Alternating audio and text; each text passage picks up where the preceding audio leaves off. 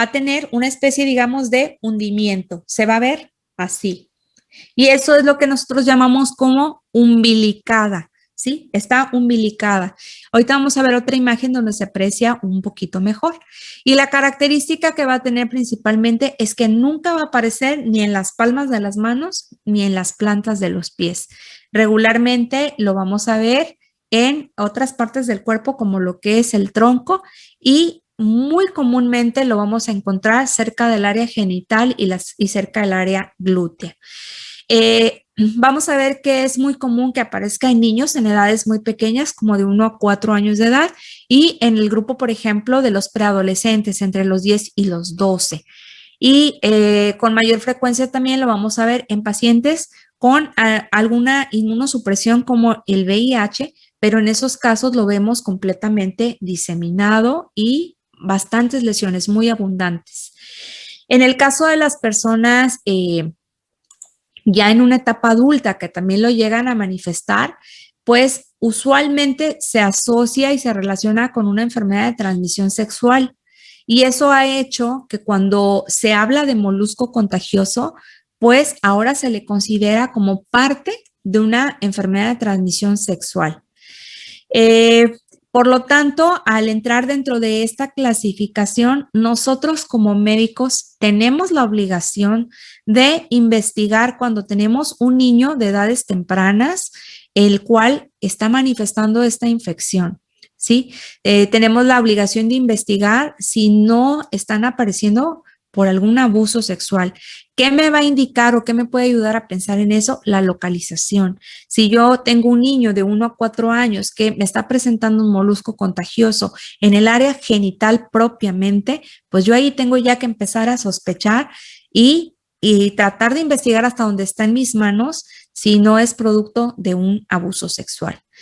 Ahora, va a favorecer que se pueda replicar y que puedan aparecer más lesiones. Primero que nada, que es autoinoculable, que yo misma con el propio rascado lo puedo transmitir de un sitio a otro.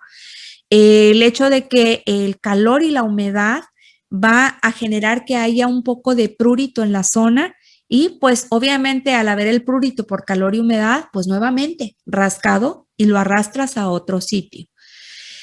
También se puede llegar a contagiar de forma vertical de la madre hacia el producto. Y bueno, vamos a ver aquí en esta imagen, como les comentaba, son lesiones que el centro lo tienen umbilicado. Si nosotros presionamos esas lesiones, vamos a ver que ese contenido que tiene, pues va a salir al exterior, así como podemos ver en estas lesiones, y es un contenido como grumoso, como una especie de masilla, digamos, que es sólido, pero no es tan denso, no está como cuando, bueno, digo, todos en algún momento hemos tenido acné y nos ha dado por que vemos el granito y no nos gusta y lo terminamos reventando. Y vemos que el contenido que tiene una lesión de acné tiende a ser un contenido de grasa un poquito densa, un poquito dura, digamos, de alguna manera, es firme. Este no es tan firme como ese contenido, este es un poquito más blando, más grumoso y tiene un color un tanto como un amarillo o crema. Y pues vamos a ver que no hay la presencia de una sola lesión, sino que vamos a ver que están agrupadas. Usualmente vamos a encontrar más de 2, 3, hasta múltiples lesiones. Vamos a ver también, como les decía, que el sitio más común donde podemos encontrarlo, pues es en el tronco. Puede ser en el abdomen, en la espalda, en los brazos, incluso en el rostro. Esos son los sitios más comunes que lo vamos a encontrar en los niños. Por eso, si nosotros lo encontramos en un área que no es tan común como propiamente el área genital, es decir, ya en los glúteos, cerca de la zona perianal, o cerca del área de los labios, en el caso de una niña, de los labios vaginales, pues obviamente ahí ya tenemos que estar pensando que a lo mejor, pues por ahí puede haber algún abuso y que de ahí provenga. Ahora, hay mucha controversia en ese aspecto, en pensar si pudo haber o no un abuso, porque si ustedes recuerdan ahorita que empecé a hablar del tema del molusco, les acabo de decir que es autoinoculable primero que nada. Entonces, pues pudo haber sido que tenía las lesiones, se rascó y a través de sus manos que no lavó, pudo haberlo arrastrado hacia otro sitio. Segundo, les comenté que también a través de fomites se puede llegar a transmitir. Entonces, si estamos en un hogar en el cual, digamos, tienen la cultura, por ejemplo, de que pues nos bañamos y a lo mejor la toalla que yo utilizo para secarme no es nada más mi toalla. A lo mejor esa toalla pues la usa mi esposo, la usa mi hijo, la usa mi hija.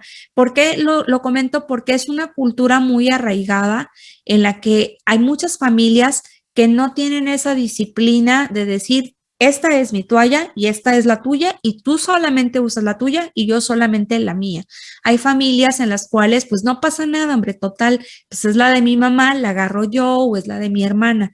Entonces, si dijimos que a través de fomites se puede llegar a transmitir, pues la toalla puede llegar a funcionar como un vehículo para esto. Entonces, es común que en un hogar pueda transmitirse de esa manera.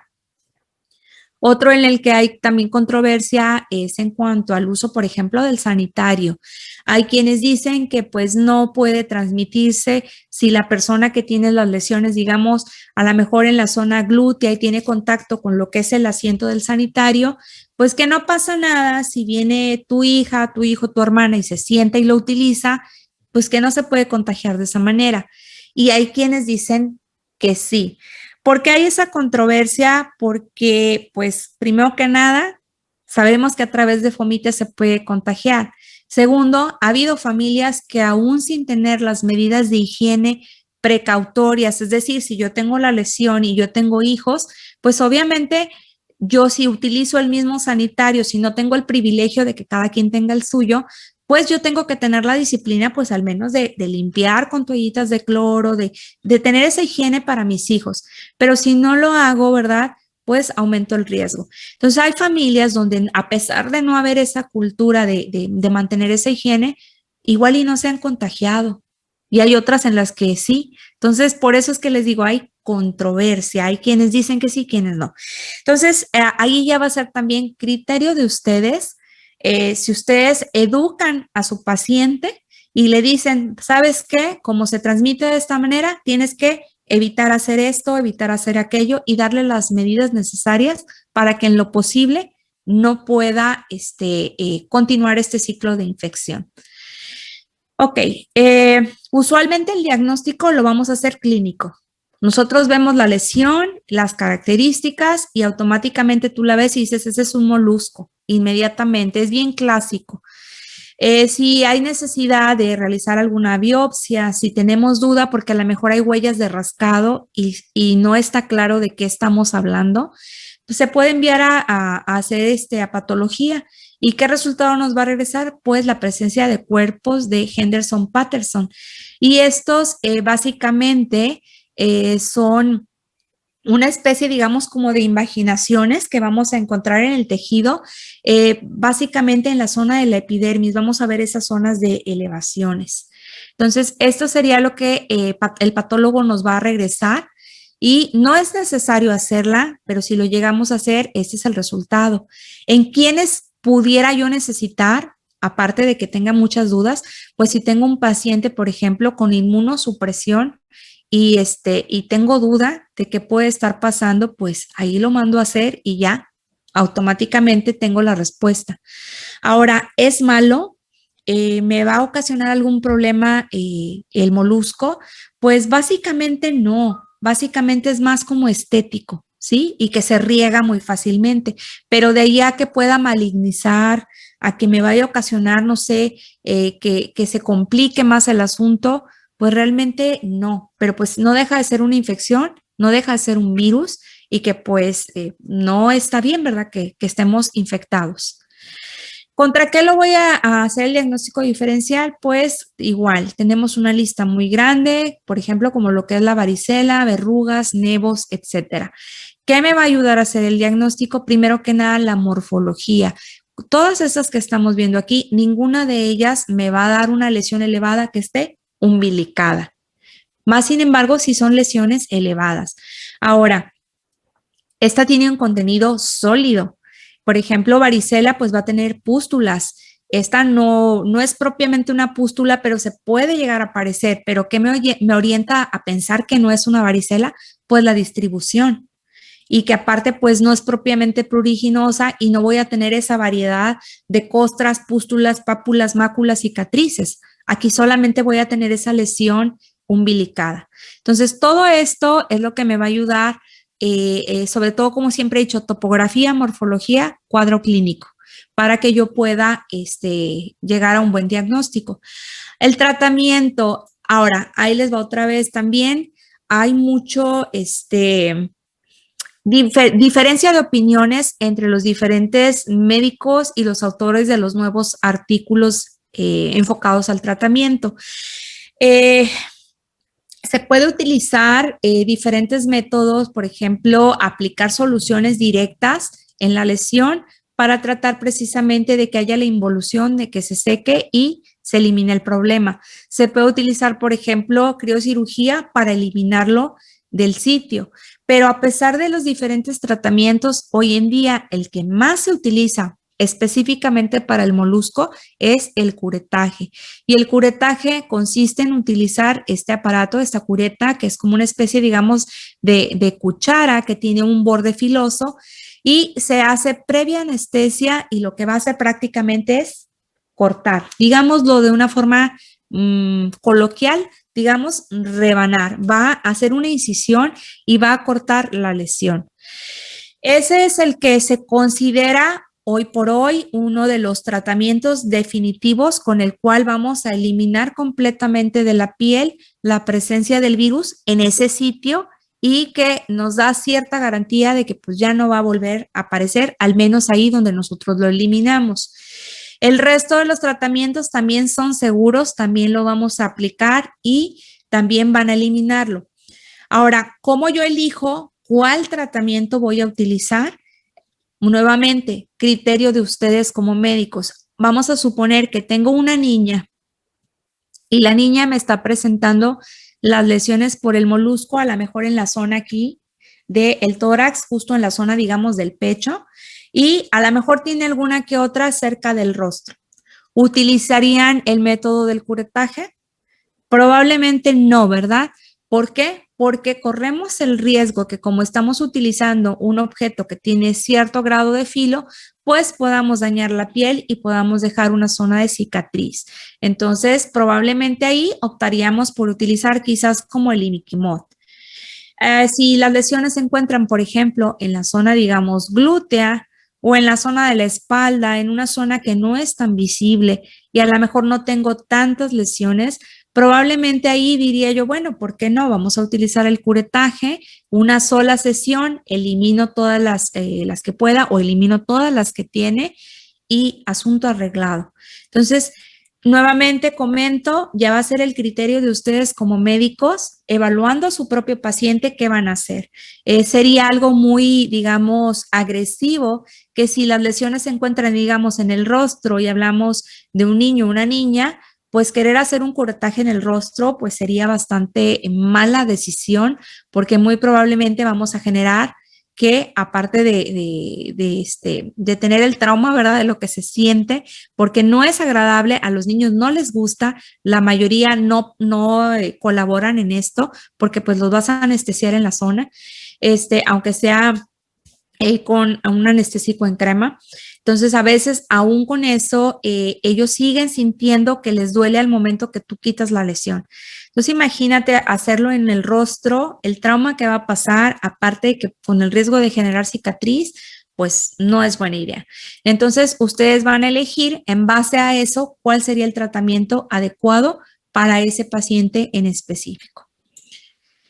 Ok, y el último virus que vamos a ver, que es el virus del papiloma humano, el VPH, que pues en toda nuestra carrera en algún momento nos los han estado mencionando. Y vamos a ver que lo que va a ocasionar pues son neoformaciones, son crecimientos del epitelio y que regularmente son benignos.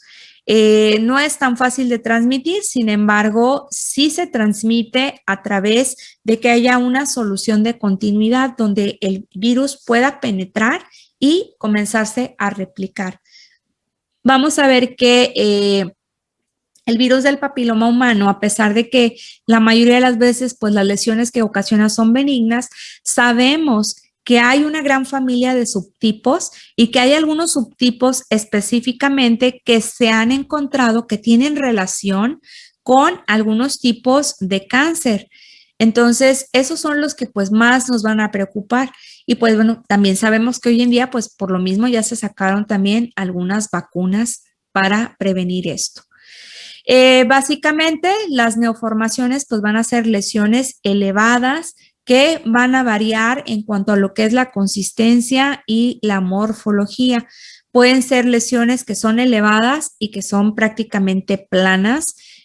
Puede haber elevaciones que son como las de la imagen, que son elevadas como en racimos, filiformes o acuminadas. Dependiendo generalmente de la zona donde van a afectar, es la preferencia que tiene de aparecer este tipo de morfología. La mayoría de estos virus, pues lo que hacen es que se replican a nivel de los queratinocitos. Entonces, esto va a hacer que al momento que nosotros queramos tratar para eliminar las lesiones, pues puede haber zonas donde ya esté infectado el queratinocito y no logremos erradicarlo o eliminarlo de forma definitiva y que pueda volver a reaparecer en el sitio a pesar de haber hecho el tratamiento. Como les comentaba, pues hay una gran cantidad de subtipos que pueden generar precisamente este tipo de lesiones. Sin embargo, de todos estos subtipos, los que más frecuentemente ponemos atención son estos, el 6, 10, 11, 16 y 18, por su relación que tienen principalmente con la presencia de un cáncer. Entonces, por ejemplo, de esos que estamos viendo aquí, el 16 y el 18 generalmente lo encontramos en las lesiones que son de forma acuminada, que aparecen a nivel genital y que regularmente las vemos más en mujeres. Y cuando lo vemos en hombres, aparece como lo que conocemos como papulosis bowenoide o enfermedad de Bowen. Esta papulosis en el hombre va a ocasionar que aparezcan estas lesiones, generalmente en la zona del pubis, muy, muy cercano a donde empieza lo que es la base del cuerpo del pene, o puede ser propiamente en la base del cuerpo del pene donde solamente las veamos. Entonces, en estos casos, ¿verdad? Hay que recordar qué subtipos son los que se van a relacionar con estas dos. El resto, lo que son las 6, las 10 y el 11, generalmente se van a relacionar con algún tipo de cáncer que sea vulvovaginal o urogenital. Y bueno, como les decía, en general, la mayoría son benignos. Se habla de que son autoinoculables porque el mecanismo a través del cual el virus va a penetrar para infectar, pues primero que nada tiene que haber una solución de continuidad. Y esta solución de continuidad muchas veces es por la fricción constante en un sitio de la piel. Por ejemplo, vamos a ver que no sé si ustedes se han fijado en la gente ya mayor, gente grande. Muchas de las veces ustedes observan esta zona del cuello y hay mucha presencia, digamos, de verrugas en esta zona del cuello. Y eso muchas veces tiene que ver porque la misma ropa que utilizan o la joyería, pues ocasiona en esta zona mucha fricción.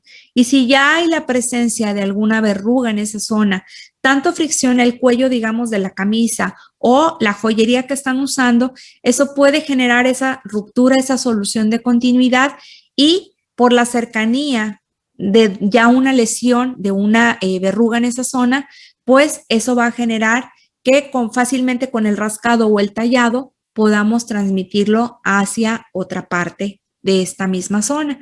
Por eso es que vemos a veces pacientes ya mayores y que tienen esta zona con bastantes verruguitas. No sé si les ha tocado verlo, pero es bastante común, bastante frecuente. En las primeras clases hablábamos de diferentes signos que podemos llegar a encontrar en las diferentes dermatosis. Vamos a ver que aquí con el virus del papiloma, pues se puede llegar a presentar lo que es el fenómeno de Koebner.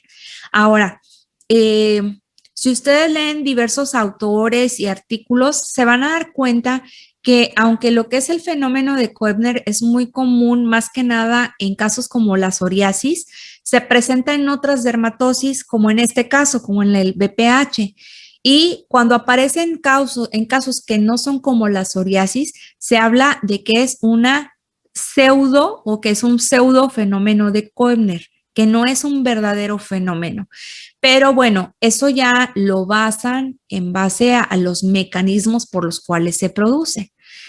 ¿Qué es el fenómeno de Koebner? Por si acaso no lo recuerdan. Bueno, cuando hablábamos, por ejemplo, en el caso de que se presenta comúnmente en psoriasis, decíamos que si un paciente tiene, por ejemplo, psoriasis, digamos, en esta zona del brazo derecho y su brazo izquierdo está completamente sano y solamente la tiene en el derecho, por algún mecanismo ocurre que si en el lado izquierdo se golpea, se raspa, le pica un insecto y hay algún traumatismo, aunque sea pequeño en esta zona, aunque está sano, se aparece en esta zona una lesión de psoriasis idéntica a la que tenía en el lado derecho, aun cuando este brazo estaba sano.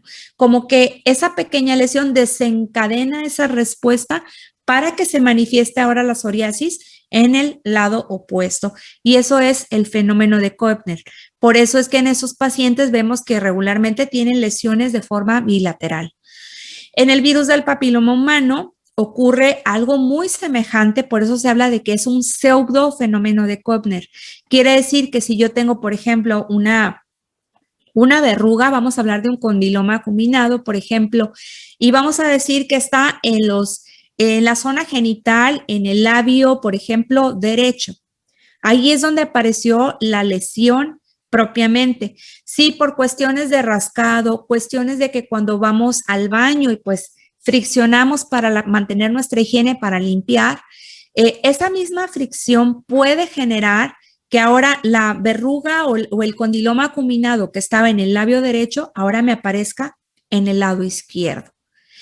No es lo más común que ocurra por ese mecanismo, pero bueno, se ha visto que este fenómeno aparece también aquí en el virus del papiloma humano y eso explica por qué a veces tenemos pacientes que ustedes los exploran y ves una lesión en el lado derecho y en el lado izquierdo. Están como muy simétricas y muy abundantes. Y bueno, esa es la explicación que hasta hoy en día pues se le ha dado, aparte de la misma autoinoculación.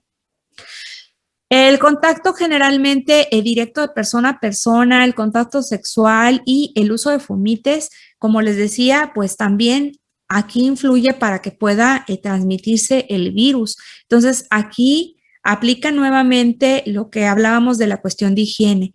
Lo que son las toallas son de uso personal, igual que la ropa interior es de uso personal.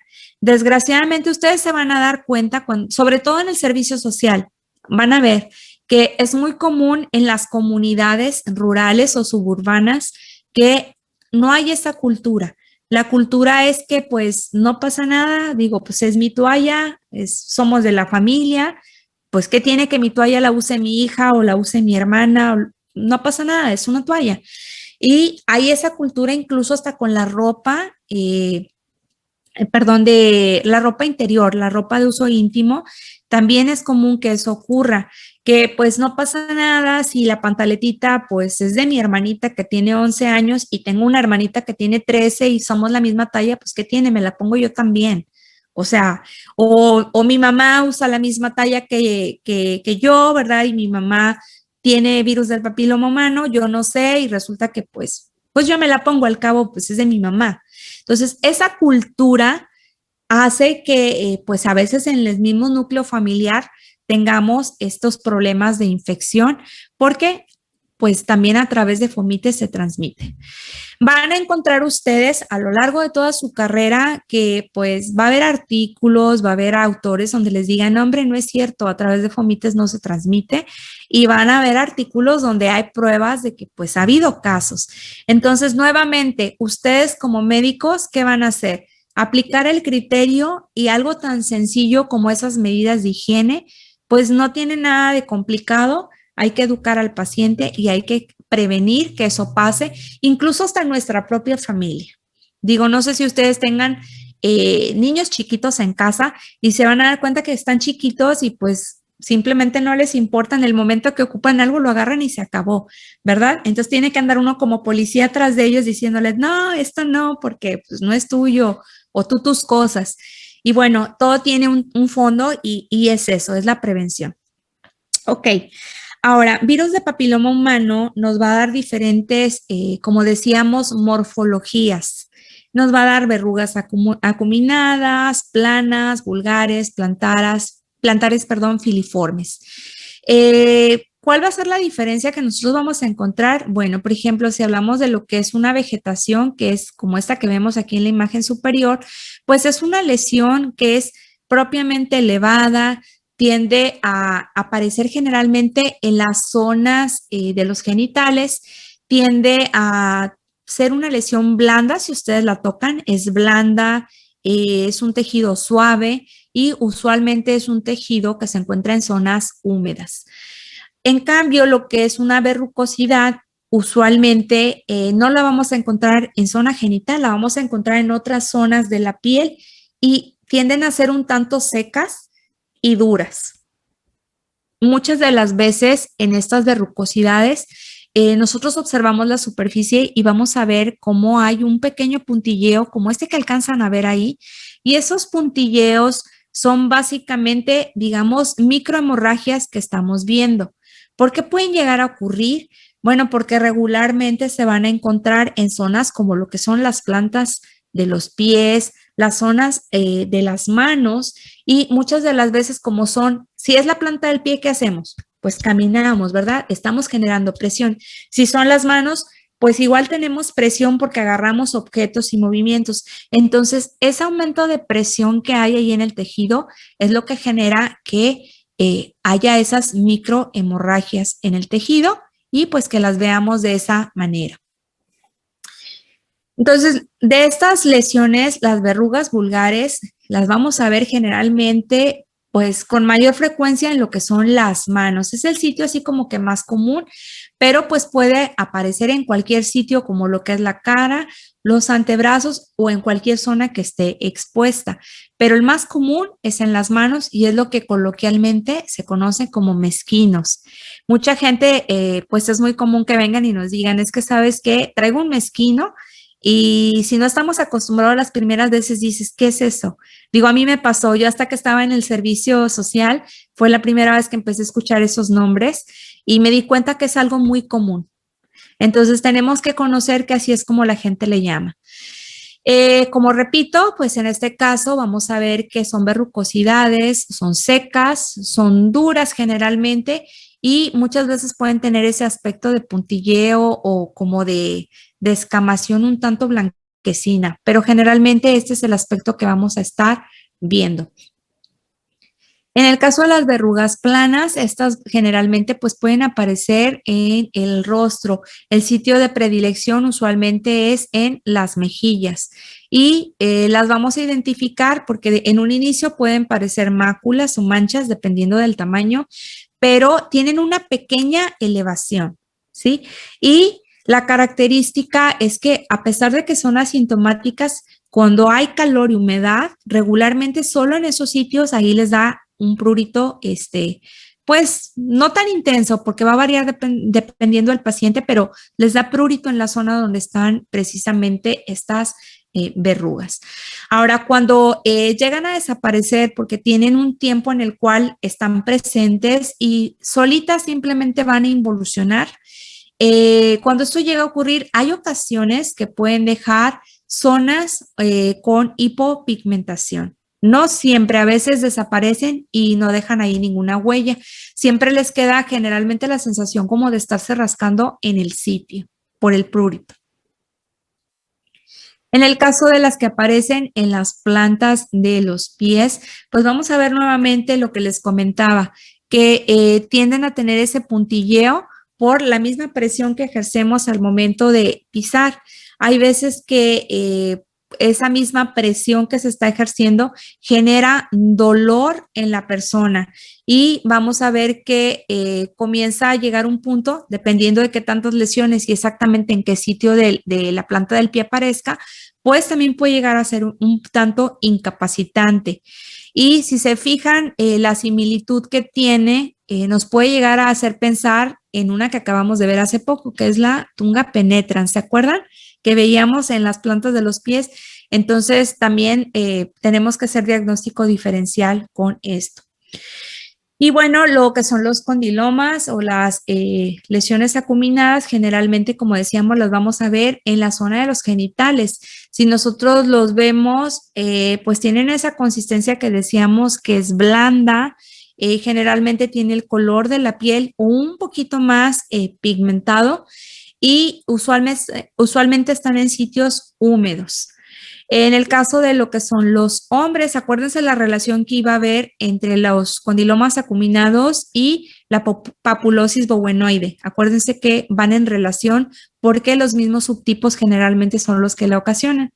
En el hombre, regularmente en esta zona del pubis, si aquí ustedes ven, aquí hay una lesión y aquí tenemos esta otra y esta. Básicamente están en la zona del pubis, pero bien cercano a lo que es la porción de la base del cuerpo del pene. Y si lo vemos ya propiamente en el pene, usualmente también vamos a ver lesiones, pero bien cercanas a este sitio. Ahí es donde generalmente las vamos a encontrar. Y muchas de las veces el paciente, pues la verdad es que pues no le da importancia porque como no les causa, sobre todo al varón, este tipo de lesiones, no les causa molestia, no causa dolor, no sienten nada, solamente les apareció ahí y ahí las tienen, entonces pues no les hacen caso, la verdad, porque pues no les molesta, nada más simplemente salió una lesión ahí y se acabó.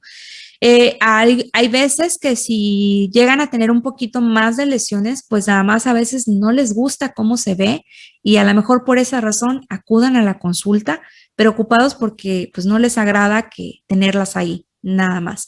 En cambio, usualmente en la mujer, cuando llega a tener este tipo de condilomas, crea mayor preocupación, pues sí, por la estética y segundo, porque muchas veces se quejan que cuando pues van a evacuar o van a orinar y al momento que tienen que realizar la higiene y tienen que limpiar, la fricción que hay, digamos, del papel o la toallita que estén utilizando sobre la zona donde están los condilomas, hay quienes dicen que les genera una sensación como de dolor leve, como que dicen, es que al limpiarme me duele, me molestan, me pican o se quejan también de una sensación como de ardor. Es muy variable de paciente a paciente. Y pues también va a depender qué tantas lesiones acuminadas tengan, ¿verdad? A veces son tan pequeñas y mínimas que ni en cuenta que las tenían y ahí estaban. Entonces la mujer muchas veces busca consulta rápidamente por esa molestia que le ocasiona y aparte por la cuestión estética, si es que son visibles. Ok. Hay veces, como les decía, que pueden encontrarse ya propiamente en lo que es el introito vaginal y pueden ser tan pequeñas y puede ser que no sean tan molestas que el paciente